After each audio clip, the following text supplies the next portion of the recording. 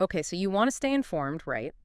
But you also want to understand the why behind the headlines without getting swamped. Exactly. That's what we're aiming for here. Today, we're doing a deep dive into something pretty significant, a global health issue brought into sharp focus by a recent and sadly tragic event. We're looking at an attack in southwestern Pakistan.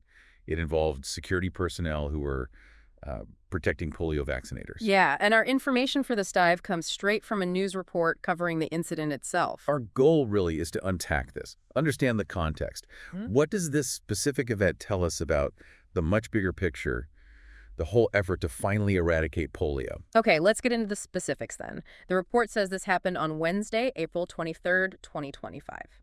Location: Mastang district, Balochistan province, that's southwestern Pakistan. What actually unfolded? Well, the report describes it as an ambush. Gunmen attacking a polio vaccination team. Just directly targeted them. Yes. And the result was devastating. Two security officers, the ones guarding the health workers, were killed. Oh, that's awful. And a third officer was critically injured in the attack. So these weren't just random casualties, they were the protectors for the vaccination team. That's right. Specifically assigned to safeguard them. And the report mentioned no immediate claim of responsibility. Correct. At least not right away. No group stepped forward to say they did it. Interesting. But the timing, that seems important here. It really is. This attack happened just a couple of days after Pakistan launched a big nationwide anti-polio drive. It was set for April 21st to the 27th. Right, so the campaign was actively underway when the attack occurred. Precisely. And the goal of that campaign, the overall goal, really is to completely root out polio. A disease that, it's kind of staggering to think, now only really exists in Pakistan and Afghanistan. Yeah, those are the last two endemic countries, which really highlights the global stakes involved. Absolutely. It's not just a regional problem, it's the final frontier in a global health battle. Now, this specific attack, as you alluded to in the report details, isn't a complete anomaly, is it? There's a history. No, unfortunately not. The report points to a pattern. Certain militant groups, they frequently target these polio teams, especially in those border areas, Balochistan, where this happened, and also Khyber Pakhtunkhwa.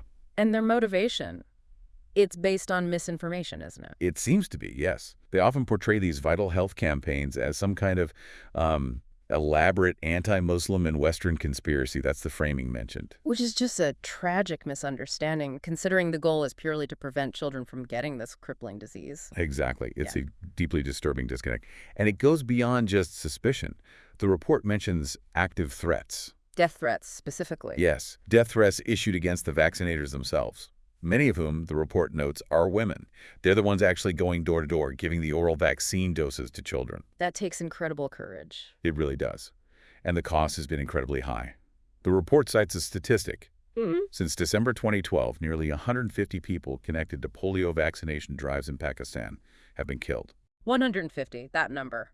It really lands hard. It paints a picture of just how dangerous this essential work can be. It does. It underscores the immense challenges. So despite these dangers, why is this campaign so essential right now? What does the report say about the current polio situation in Pakistan?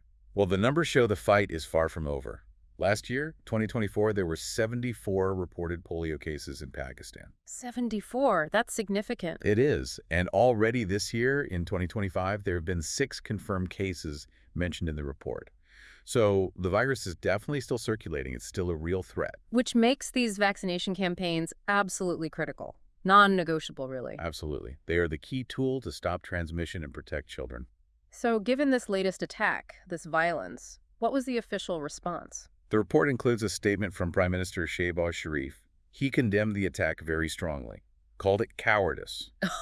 Strong words. And crucially, he vowed that the vaccination drive will continue, that these kinds of attacks won't stop the effort. That's a clear message. Resilience from the top. Yes, and that kind of government commitment is vital, especially for morale and for the long-term strategy. And bringing it back to the global picture one last time, the report reminds us, Pakistan and Afghanistan, the last two holdouts. That's the key context. It makes the success of these campaigns in Pakistan not just a national issue, but a global imperative.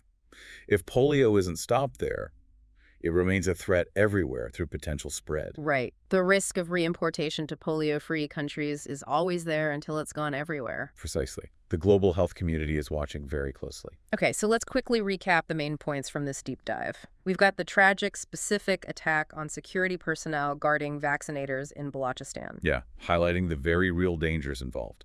We've talked about the ongoing, absolutely vital national campaign to eradicate polio, a disease now confined to Pakistan and Afghanistan.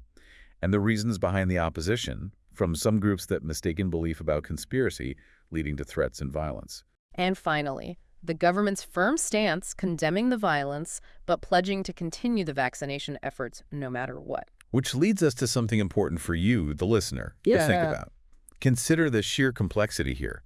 You're trying to run a major public health program, something essential, in places dealing with instability, violence, and sometimes, deeply ingrained beliefs that run counter to the program's aims. It's a massive challenge. It really is. So the question to ponder is, what does it actually take? What strategies, what level of resources, what kind of community engagement is needed to overcome these kinds of hurdles when you're pursuing a goal like global health?